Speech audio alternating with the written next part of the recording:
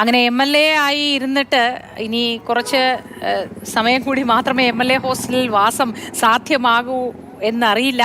എന്താണ് പ്രഖ്യാപനമെന്നറിയില്ല. തുടർ വിവരങ്ങളൊക്കെ അറിയാനായി കാത്തു നിൽക്കുന്നു. അവിടെ നിന്ന് നൽകാനാവുന്ന പുതിയ വിവരങ്ങൾ എന്തൊക്കെയാണ് സ്റ്റെഫിൻ?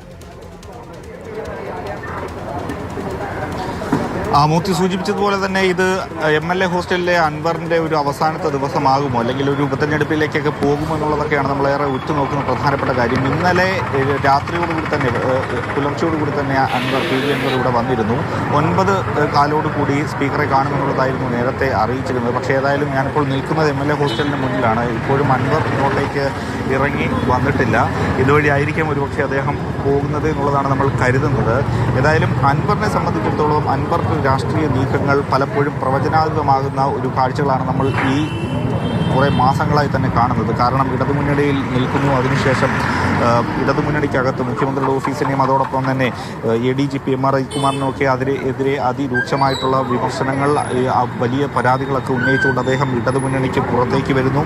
പിന്നീട് പല തരത്തിൽ പ്രതിസന്ധി UDFന് ഉപതെരഞ്ഞെടുപ്പ് കാലത്ത് വലിയൊരു പ്രതിസന്ധി അൻവറിൻ്റെ ഭാഗത്തു നിന്നുണ്ടാകുന്നു. അല്ലെങ്കിൽ ആ തരത്തിൽ പലപ്പോഴും ഒരു അൻവറിൻ്റെ രാഷ്ട്രീയ നീക്കം പ്രവചിക്കുന്നതിന് അപ്പുറത്തേക്കാണ്. ഇപ്പോൾ അൻവർ ഏതായാലും രാജിയിലേക്ക് തന്നെ പോകുന്നു എന്നുള്ളതാണ് നമുക്ക് ഈ ഘട്ടത്തിൽ മനസ്സിലാക്കാൻ കഴിയുന്നത്. അങ്ങനെയെങ്കിൽ അല്പസമയത്തിനകം തന്നെ അദ്ദേഹം MLA ഹോസ്റ്റലിൽ നിന്നും നിയമസഭയിലേക്ക് എത്തും. ഏതായാലും ഇപ്പോഴും അദ്ദേഹത്തെ കാത്ത് മാധ്യമങ്ങളെല്ലാം തന്നെ പുറത്ത് ഇങ്ങനെ നിൽക്കുകയാണ്.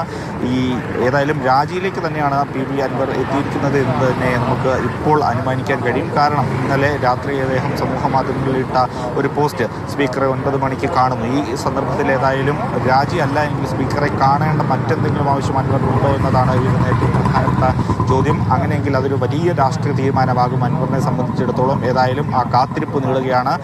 സ്പീക്കറെ കണ്ടതിന് ശേഷം അൻവർ വാർത്താ സമ്മേളനം വിളിച്ചിട്ടുണ്ട്. 9:30 സ്വകാര്യ ഹോട്ടലിൽ വെച്ചാണ് വാർത്താ സമ്മേളനം വിളിച്ചിരിക്കുന്നത്. ഏതായാലും അൻവർ പൊട്ടിക്കാൻ പോകും.